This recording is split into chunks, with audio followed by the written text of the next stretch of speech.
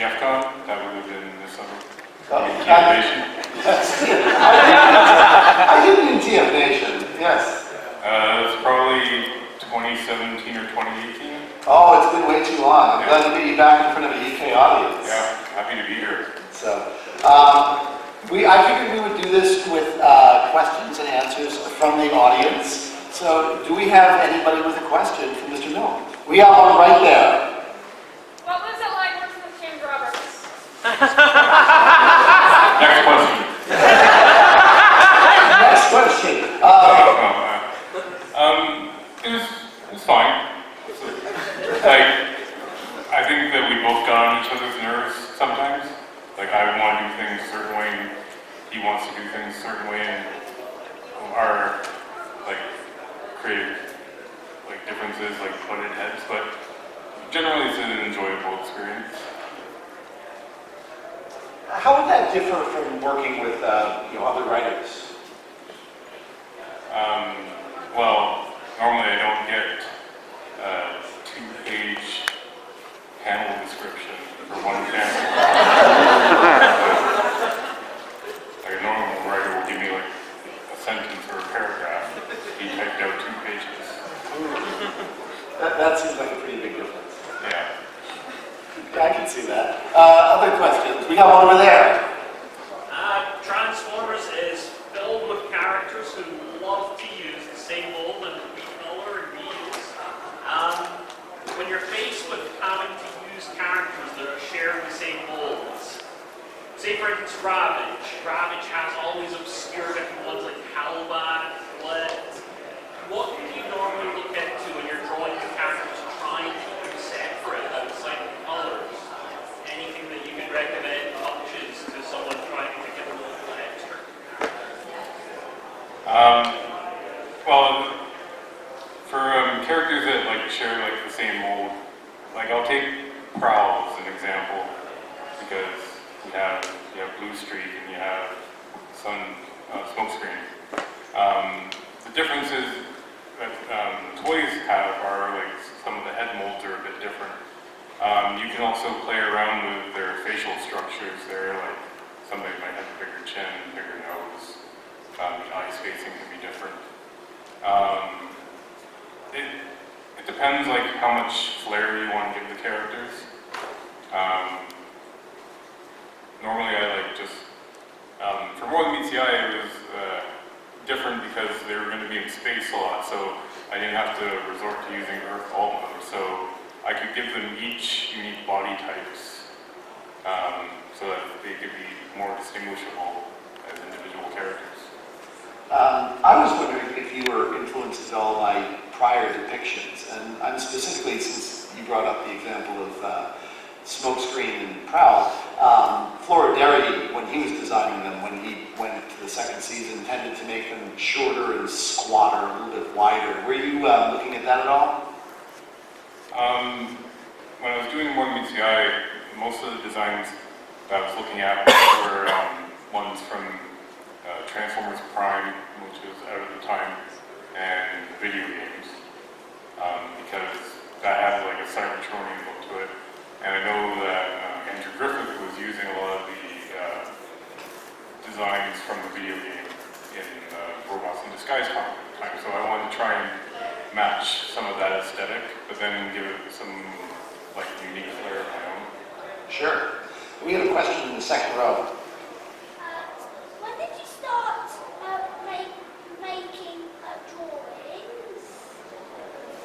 Well, I'm gonna show my age here.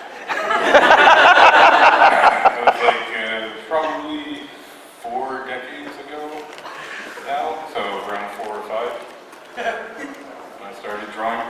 My mom always likes to say like I would take a crayon and color the walls, and she got angry at that, so she put me down in front of a coloring book, and I started going from there, and then I moved on to drawing. So that's the way my mom tells it. I also used to draw on the walls. I'm not recommending it, but we have that in common. Right over there. Cheers. Hi Alex, I hope you're feeling well recently. I really really enjoyed the Transformers versus Terminator. I just wondered if you had a favourite of the like redecos in there. Well, there's quite a few, but I really enjoyed bringing RC into that series. I got to pick the car that she was going to be, and then Hasbro was like, oh, it looks too much. You can't put Ford on there. Change the lights, change the grill. And I'm just like, oh, but I want this boxy Mustang in there. But it was fun to make her like a muscle car. As a Mustang driver, I appreciated the choice. And Hasbro was wrong. We have a question right over there. So here's a quick question. How did you get into like the business of drawing for Transformers? Like really, how did you like start and how did you get into the business? Well, for me, I went to art college, and in my third year, which was my final year, we had to do a one-month work placement. And at that time, Dreamwave was around, and they had the Transformers license. So I put in an application for Dreamwave, and they picked me up to do the work placement, and I started doing technical drawings of like cars for the, what they call it at the time, more than CI Armada, like spotlight or Like the profile books. Yeah. And after I had gone through all of like the alt modes that they had wanted, they're like, oh, you want to draw some robots? And I was like, sure. And I did that. My month was up, and they're like, you're leaving? And I was like, I have school to finish. And they're like, well, we have a book for you when you're done. So basically, when I was done with school, I just moved on and started working on Transformers Energon. Over there. Hi. So I started recently doing do the IDW books, but if you had to choose one issue that is your favourite that you've drawn, what would it be? Rom versus Transformers. What was it about that one that really popped for you? That series, I had the most creative freedom with. Basically, they gave me a blank slate. We knew that we were going to introduce a new character, that she was going to be Camion, but that was it. So I pitched the name Star Drive. John and Christos loved it. I hid like a Star Trek reference in her name because the Star Drive section is the secondary section of the Enterprise D. I said, well, is it unique for her to be would it be unique for her to be a triple change? Like, is that something super rare or something that we can do? And John loved that idea because they couldn't decide whether she'd be a jet or a car. Why not both? And I was like, why not both? So, and the scripts were given to me in the old Marvel style, so it was, I would get a basic plot outline of what they wanted, and I decided the layout, how many panels and everything, and then they put the dialogue in afterwards. So, it was really an interesting and unique creative experience. It sounds like 180 degrees away from having 2 pages to describe a panel. Yeah. We have a question in the second row. What was the favorite Transformer ever drawn? Ooh, that's a tough one. There's so many. The question was favorite Transformer he's ever drawn.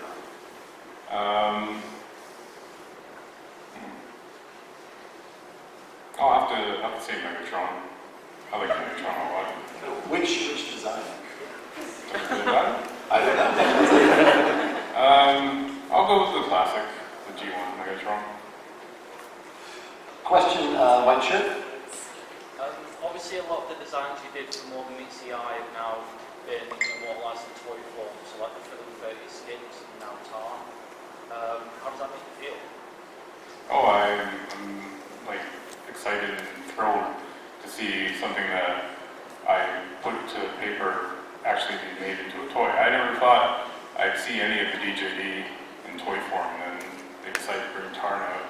I couldn't be happier.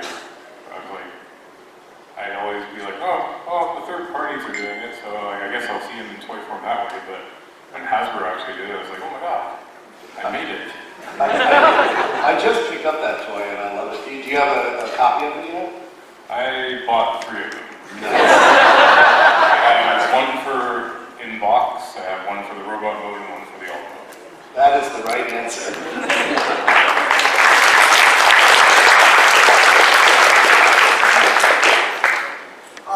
What are some of the characters that you are credited with creating, like DJD, that you first brought to life, and of some of those, which ones are your favorites and ones you're most proud of?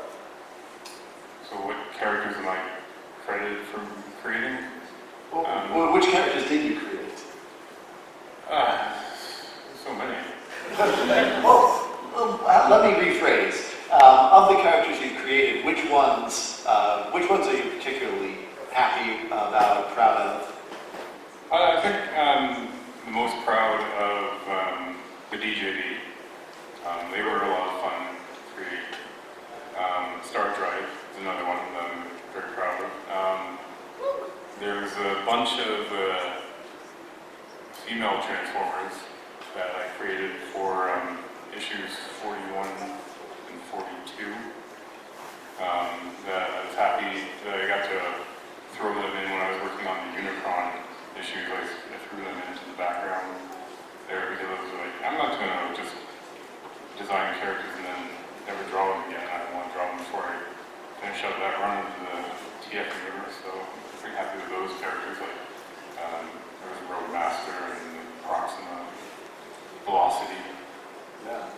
I gotta say, I really enjoyed the Unicron issues in general. I thought those were a lot of fun. And I had a chance to catch up with Alex in Toronto at the TFCon and go through some of his original art. And he had one of the covers of Unicron, and it was so beautiful, and I was so tempted to buy it. It's also so far above my budget. Over there. What's your favorite Easter egg that you've drawn into a painting?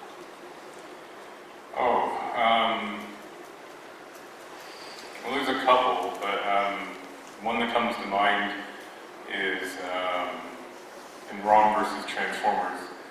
Star Drive has a little collection of knickknacks and toys on the side of your bed, and one of them, I believe, is an Amon mask from The Legend of Korra, and then there's a little Starship Enterprise beside a piece of crystal that's flying around there.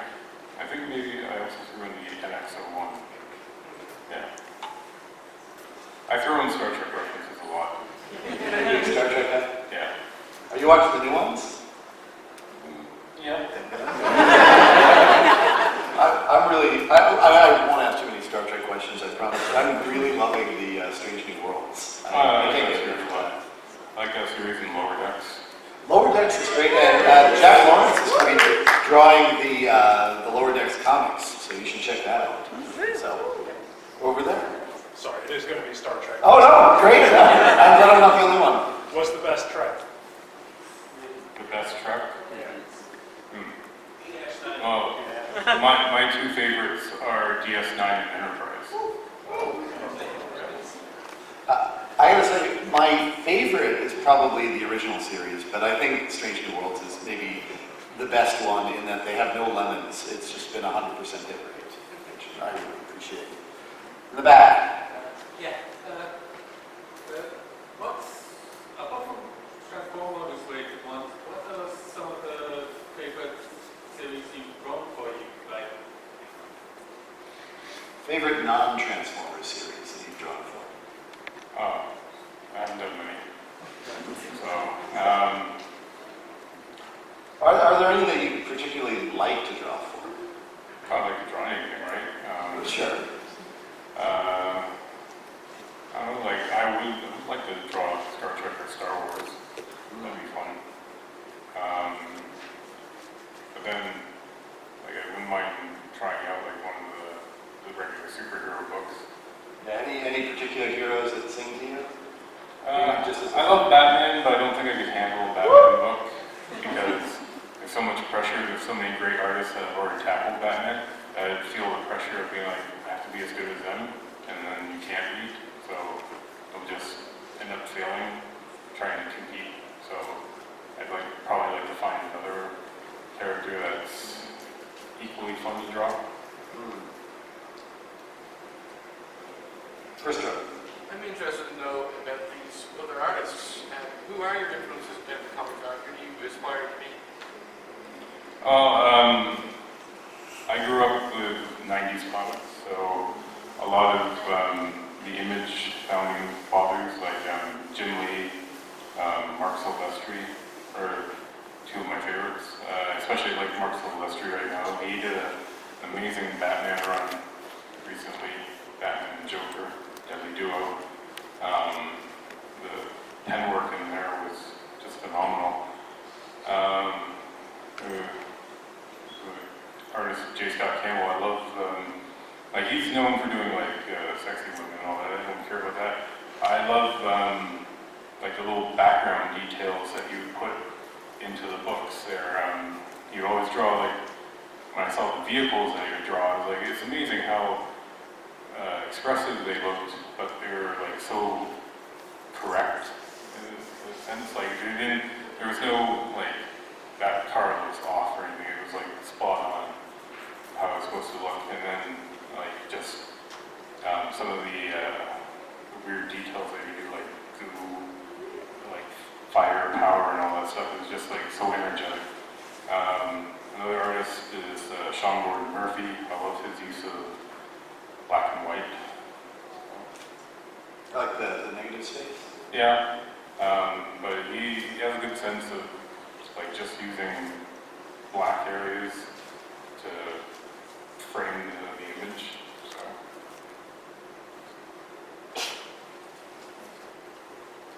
Firstly, thank you for more than meets the eye and your contribution for it, because so many of us just absolutely love it. But secondly, how do you feel your art's evolved from when you started at Dreamwave to where you are now?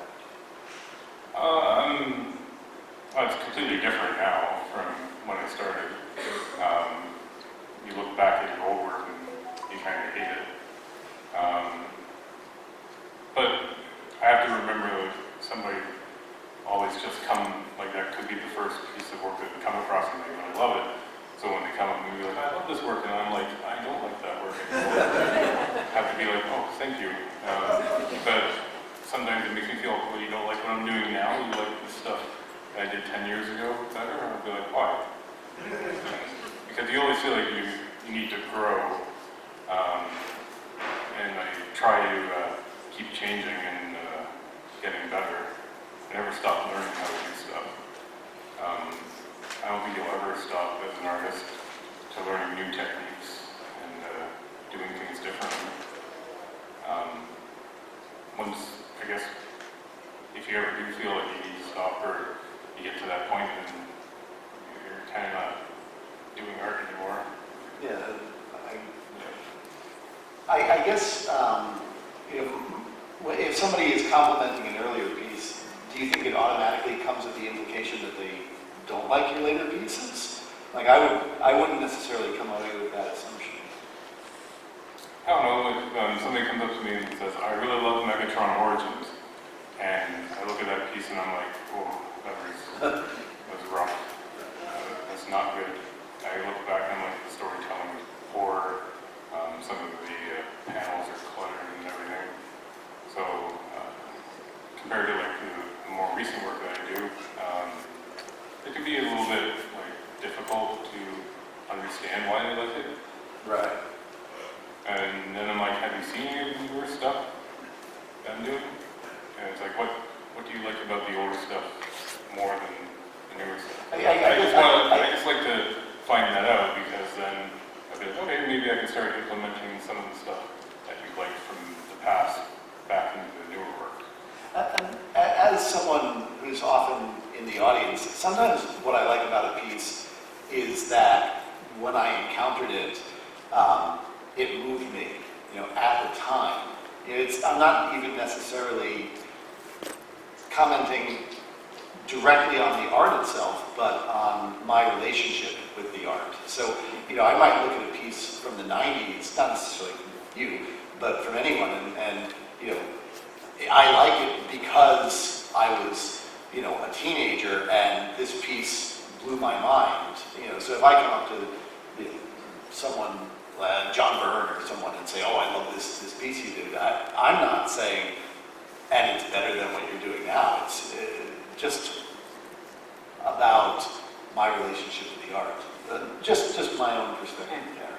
So, but I can appreciate that your new stuff is where you are currently. I can get that too. We had a question over there. I wanted to get to you. So when designing characters like DJD or particularly also choosing the alt mode for, what are some of the things that you thought about when translating those like alt modes into like what shows up where on the robot? Well, when I'm designing a character, usually I will start out with the alt mode.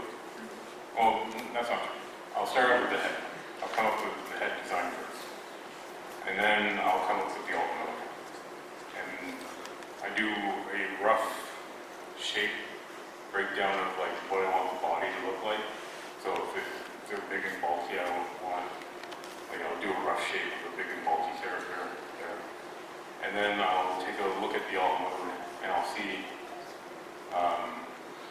where pieces can go to fit into that shape that I want. Better if I could do an example, but it's kind of just hit or miss. I'll play around until I get comfortable with what I like. Tarn, when I was doing him, had an interesting time thinking about how I wanted his shoulders to look. Basically, they're the back tank treads, and they basically fold up to form his shoulders. So basically, the front of the tank is like his chest, and it comes up like that, and the shoulders from the side come around and fold up into him. So I thought that was a unique transformation at the time. I think it's great that you and other artists now are putting that level of thought into it. Because I think you can look at what was being done in like Sunbow or early Marvel days when someone would create a new character, and clearly there wasn't, a whole ton of thought put into what part would go where. And the level of craftsmanship that you guys are bringing to it today, I think reflects well on you guys. Yeah, but I think those Sunbow people had it right. They're like, don't worry too much about it. I feel like with their production schedules and, I'm sure there was the thought that, well, this will never be a toy. If I did the Sunbow route, I would have been like a head on books. I believe it. We have a question way over there. Yeah, hi. I just wondered if there was any other forms of visual media that you took on board as a kind of touchstone that you used, whether it's film directors, DPs, and film, television series, anime, that kind of thing. Oh, I consume like a lot of media. I love anime and manga. One of the things that I did in school was, if I didn't get into Dreamwave, I was trying to go for movie concept design. Oh, you'd be so good at that. Yeah. So that was like one of the backgrounds I studied. I don't know, I think it's, as an artist, you just take in elements from everything, that even the real world, just looking at a unique piece of piping that could be boring to somebody else, I could see it and be like, that's an interesting shape there, that could work in a corridor of a spaceship or something, and just tech it out a little bit more. So. Actually, since you brought it up, aside from character designs, are there any ships or vehicles that you've designed that you're particularly proud of? Or structures? I'm pretty happy with the DJD ship that I created, but you don't get to see it that often. Is that in any of your sketchbooks or anything? Anywhere we can get a better look at it? I think that's in a printed sketchbook. Oh. Over there. Right. I wondered if you mentioned earlier about like Batman and the children's series. Can you still enjoy just reading comics, or does it feel, I don't know, like researchy work type thing? And if you do still enjoy them, could you tell us what your current pull list is? I do still enjoy reading comics. I don't have an extensive pull list at the moment. I guess the most current thing I'm reading is the new Transformers series, which I enjoy. You've done some work on it, right? No, I did 2 exclusive covers for 2 different comic book stores. I don't really call that working on. I like them. Over there. In your Insta page, you made some tributes to some previous Transformer cover arts. Is there any particular story that you wish you had gone, or is there any story that, you would like to go from previous comics? I don't know if I'd like to draw any particular stories because what's already been done is so good already. I don't mind taking a stab at redrawing a cover, paying homage to that. I wouldn't mind going back and redrawing some of the issues of the older stuff that I've done again, make it better. Megatron Origins, special edition. Yeah. That whole series, I just redo the whole thing.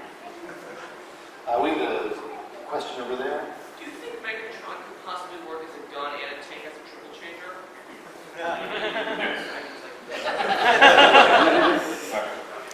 Yeah, not as a toy, certainly. But yeah, the gun is more powerful than the tank can be used by himself. that seems like something that could work. We had a question over here. It already got answered just now.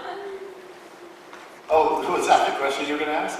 Yeah, it was going to be about which, if any issue that you could redraw, and it was pretty much like an origin, so. Okay. We had a question in the back.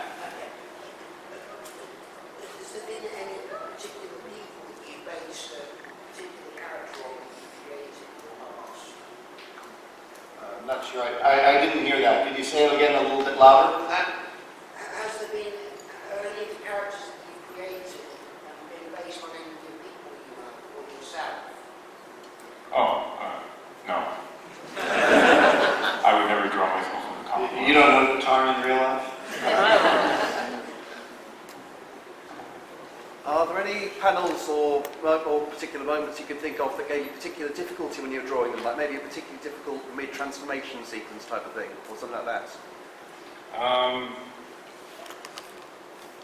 I can think of multiple pages that gave me problems. The whole Unicron series was a nightmare to work on. It's fun, but it's also challenging because there's a list of characters to try and draw. You have to look up all the reference for them, and Hasbro was really on top of making sure that the designs were accurate. So. What's it like working with Hasbro, or how much working with Hasbro have you done? I haven't directly worked with them too often, but I guess one of the I don't want to be a negative experience, but an experience where I questioned their judgment was when I was creating Star Drive. I originally wanted her to have pink eyes because I wanted her to be different from everybody else, and the pink and the silver look would have looked really good, and that would have been translated to the red visor later on. But I guess a new Hasbro executive at the time was like, good guys don't have red eyes, so you can't, red and purple are out. And I was like, well, it's pink. But I'm like, what about Fort Max? You just put out a toy that he has red eyes. Do you not know your own product?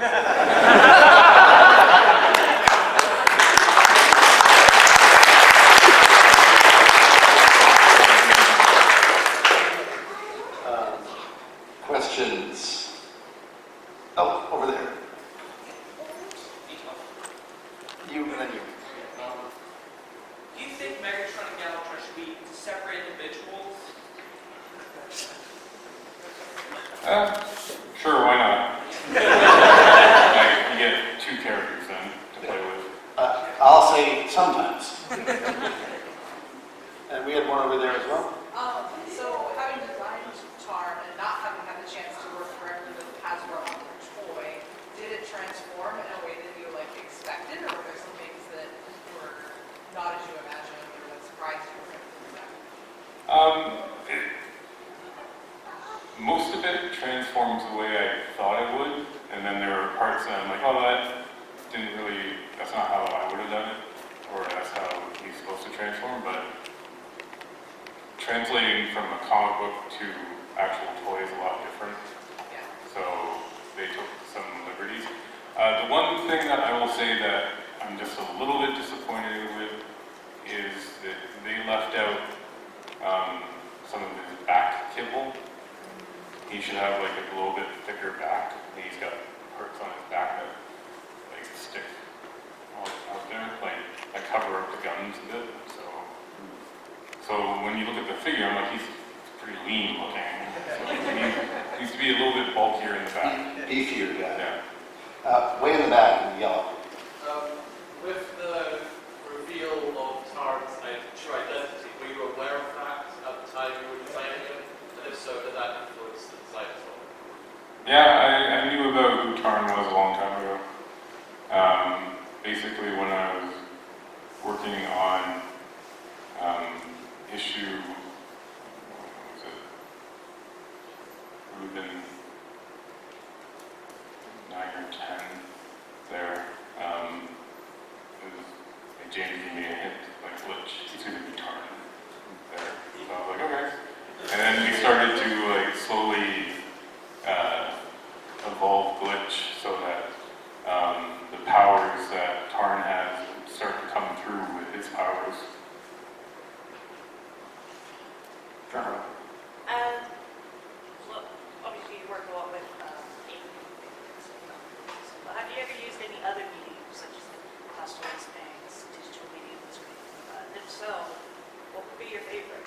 I'm just going to repeat the question. Other mediums besides pencil and ink? Well, I use marker, I do watercolor, I like painting. I have done recently some computer coloring.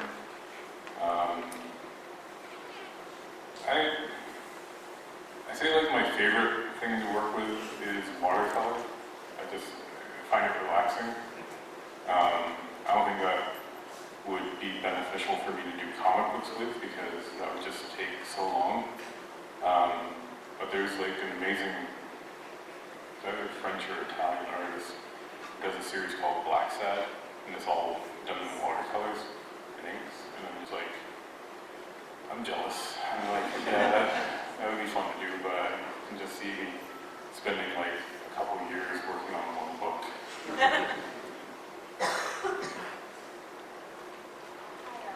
If you could change the fate of one character from the ECI or from any series, If you could change the fate of one character. Skids. Skids.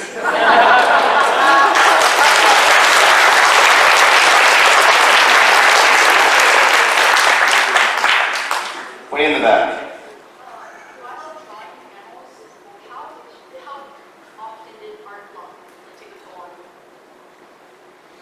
Art block? You ever get artist block? Oh, art block? I get that daily. how do you overcome it? You gotta learn to step away from the page and not get overly frustrated with it. Just go do something else for like half an hour to an hour.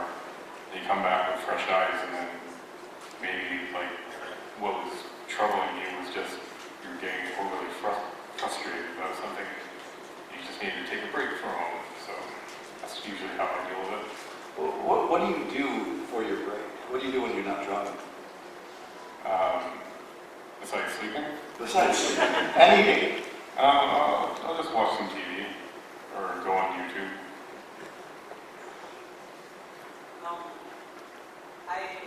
I also draw and stuff, and I have this moment where I get like cramps in my hand and it always hurts or whatever.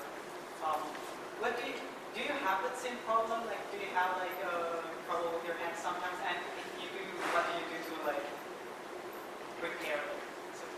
Well, it's only if I draw for too long that my hand starts to cramp up. But usually I can go 12, 14 hours with drawing. It's only when I'm like trying to hit a deadline that I know I need to get the page done. So, but usually I'll just massage it and put a cold compress on. That usually takes care of it. Green shirt.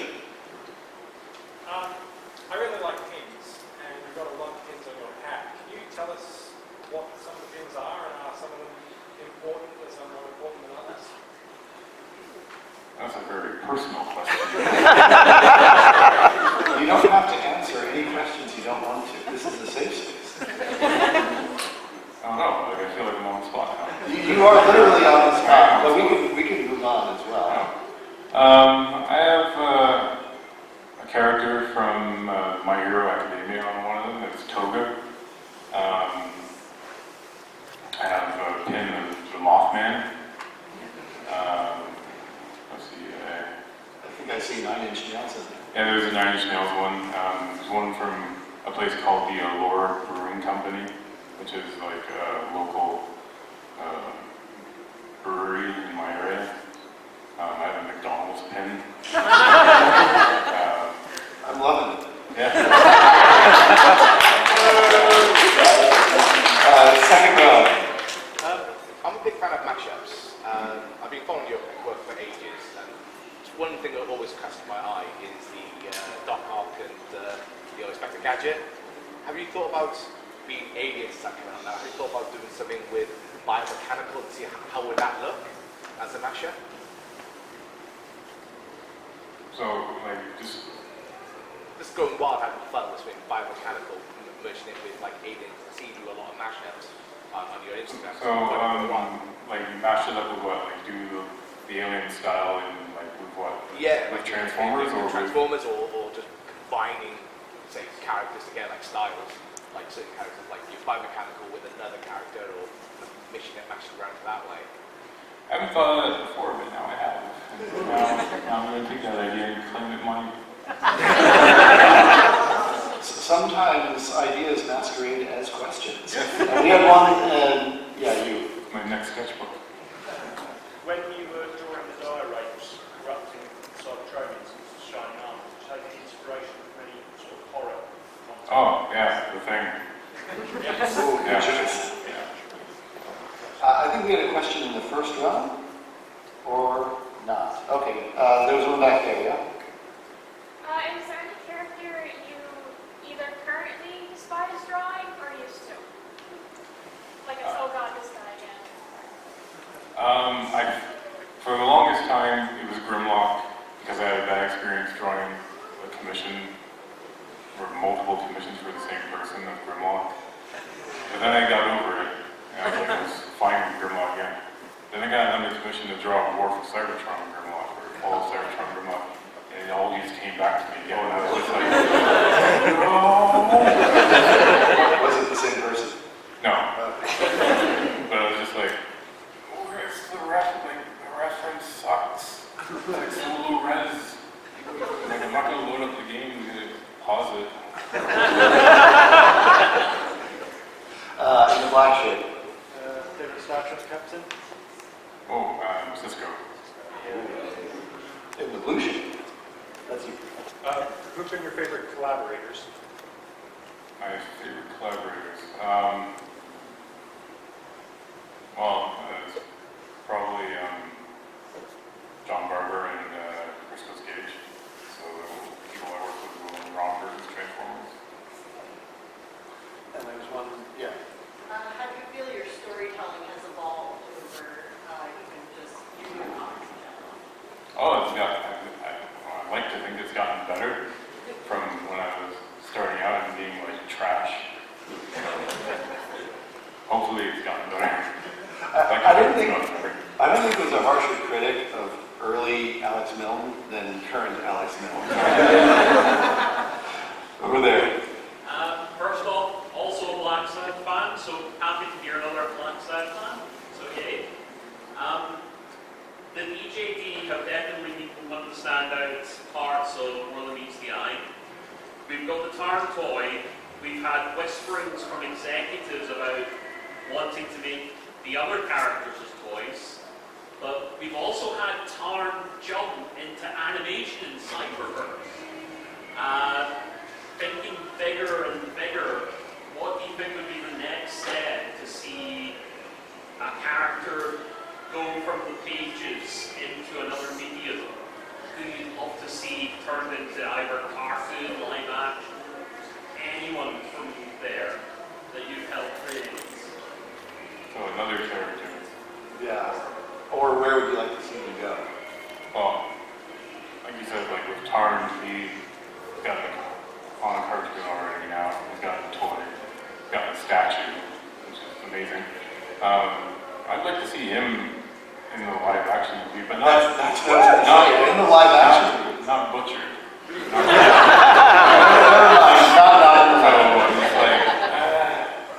If they can do it right, that'd be great.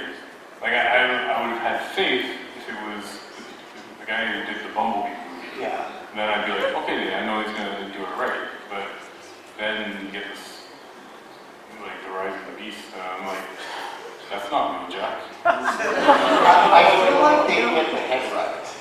I feel like they would. I don't know. Like it would probably end up looking like the Fallen again. So, but another character I would like to see. I'd like to see Star Drive get some more love. I need more triple changers. Star Drive in a cartoon. Let's make it happen. Are we in a question? Yeah, over there. Yeah. Who's your dream casting for live action Tarn and Star Drive? Okay. My dream cast for Tarn will always be Keith David. I always heard Tarn has like the Goliath voice that he had in Gargoyles. So you're saying you don't like his newer work? That's exactly what I'm saying.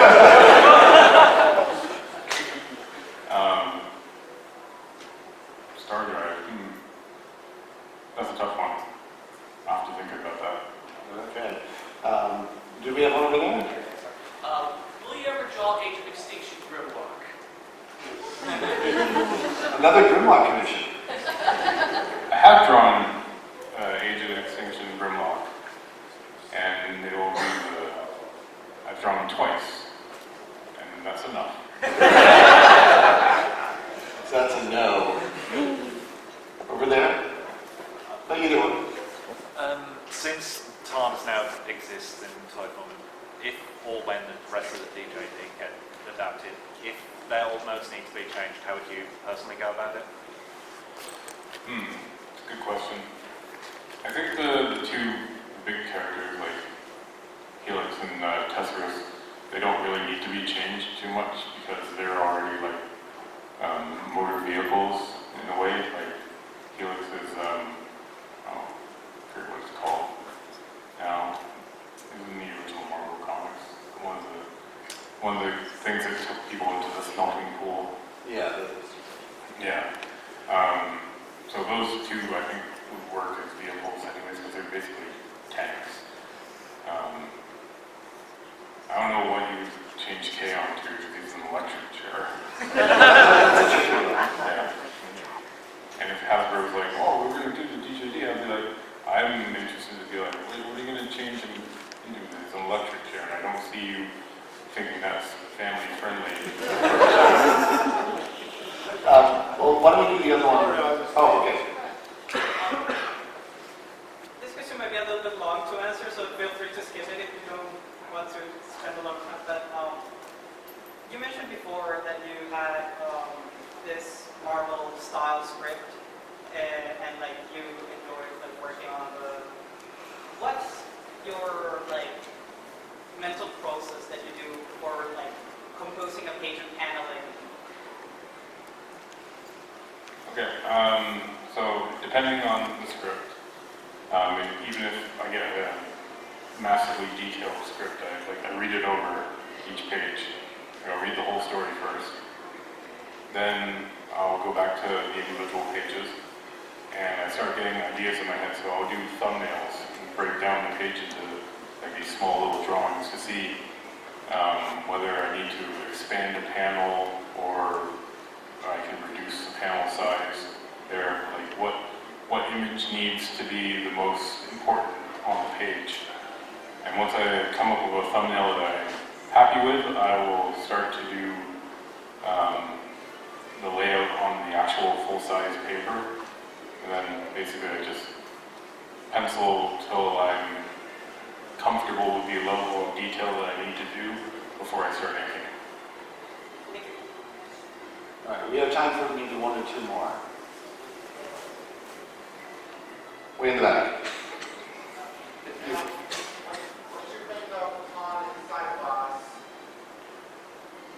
Well, I haven't fully watched Cyber-Earth yet, but I do enjoy the character and the character design. I did have to do a commission of him 1 year, so it was quite fun. And in the red shirt, probably our last question. Yeah.